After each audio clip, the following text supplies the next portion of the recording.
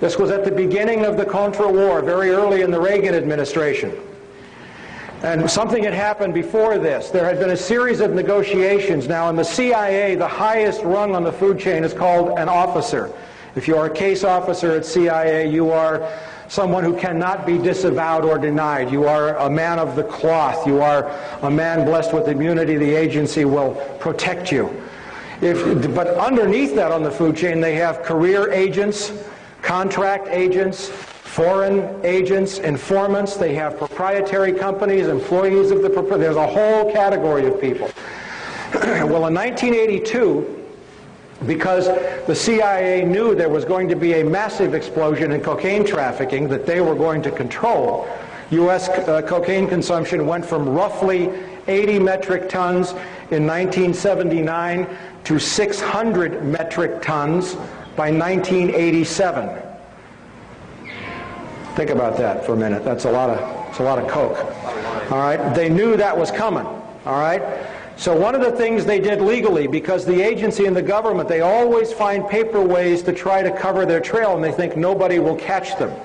One of my favorite lines of all time, and for the first 100 of you who got here, you got a free copy of my last issue of From the Wilderness, is from Alan Dulles, who, when the Warren Commission report was released, however many volumes there were, and you read those volumes and you know that Lee Harvey Oswald didn't kill John Kennedy. And Alan Dulles said, the American people don't read.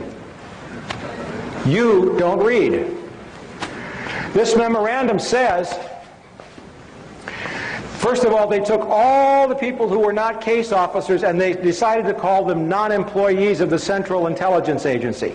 There's a federal law stating that if a federal employee breaks a federal law, you have to report him. They were caught on the horns of a dilemma.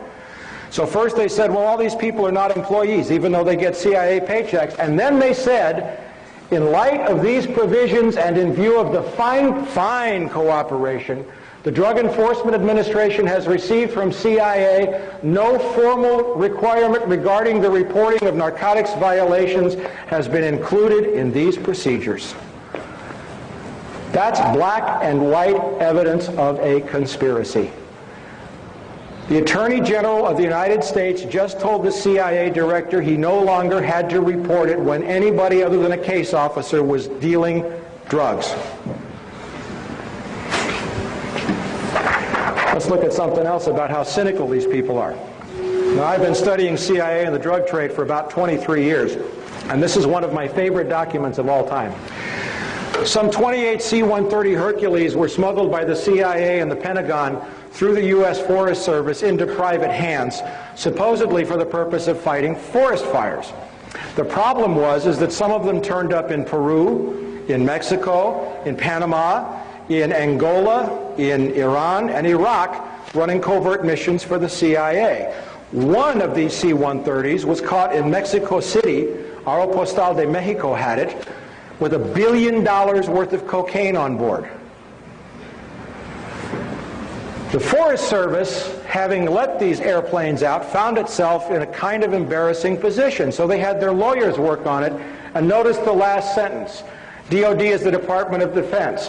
Apparently, DOD thinks that by having the Forest Service as the intermediary, if any future aircraft are used in drug smuggling, the Forest Service and not DOD will suffer the adverse publicity.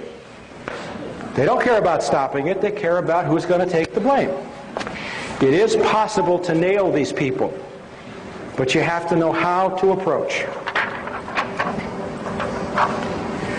The main reason why the CIA deals drugs is for one reason and one reason only. It's not to fund covert operations. The main reason is not to weed out the gene pool, although I will tell you, and I have proven that blacks have been deliberately targeted, but the CIA brings in more drugs than all the African Americans could use in this country. The main reason the CIA deals drugs is to support the U.S. economy. Let's take a look for a second. I don't know if you can read this in the back, but I'll call the names out. We're going to see something that's very unusual here. The National Security Act of 1947 created the CIA. It was written by a man named Clark Clifford, who was a longtime aide to Harry Truman. Okay? Clark Clifford's profession was he was a Wall Street banker and lawyer.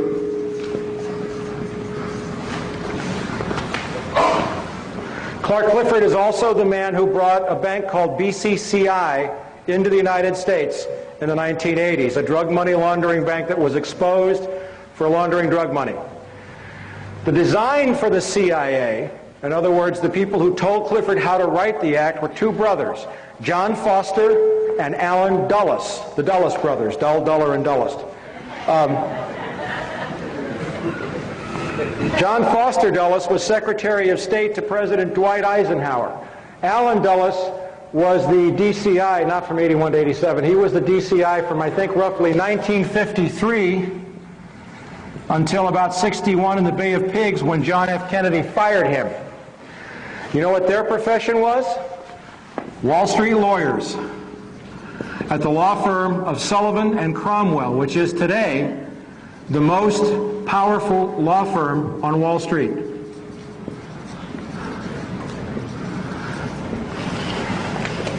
Bill Casey, the man we just saw the memo addressed to. We know he was Ronald Reagan's DCI. What did Bill Casey do for Richard Nixon?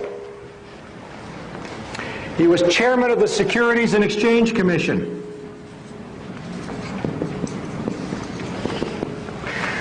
Stanley Sporkin, one of my favorite turkeys, was CIA General Counsel during the 80s. He used to email back and forth with Oliver North. Dear Stanley to Ollie, Stanley to Ollie. It was very funny. Okay? Do you know what he did before he became... No, he was the General Counsel to the SEC. Securities and Exchange Commission, charged with monitoring all securities transactions. David Daugherty, CIA General Counsel after Stanley Sporkin. You know what he does today? The Executive Vice President of the New York Stock Exchange for enforcement. Isn't that great?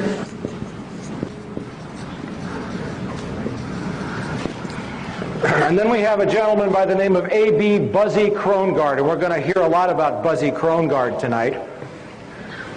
Buzzy Krongard is currently the CIA Executive Director. The top three positions are DCI, Director of Central Intelligence, DDI, Deputy Director of Intelligence, and Executive Director. Buzzy Krongard was, until 1998, the head of an investment bank called A.B. Brown. A.B. Brown is involved in insider trading connected to September the 11th. He's a Wall Street banker.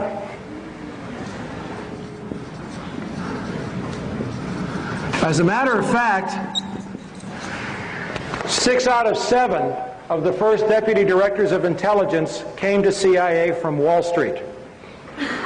The mission of the CIA is to control money and cash flow for the benefit not of you and me, but for the benefit of the banks and the stock brokerage houses and all of the interests that control U.S. politics. Now, the U.S. economy is in deep trouble. But the level of criminality in this government and in this country has become so overt in the last 2 years that the stink is becoming hard for people to ignore. This is a story from the Associated Press, June 27th, 1999. New York Stock Exchange chief, that's a guy by the name of Dick Grasso, hops on an airplane in New York City and flies to Bogota, Colombia, hops in an armor-plated limousine and drives up to the foothills in the mountains that are occupied by the FARC guerrillas, who occupy a third of Colombia. They tax the cocaine. Everybody in Colombia deals drugs. But what did he ask them to do? He asked the FARC guerrillas to invest their drug profits in Wall Street. There's an AP story right there. He didn't say stop dealing drugs, it's bad for our kids. He said, let us manage your drug money. The FARC said, we think we would rather keep our money in Colombia for the benefit of Colombians. Why should we send it to New York?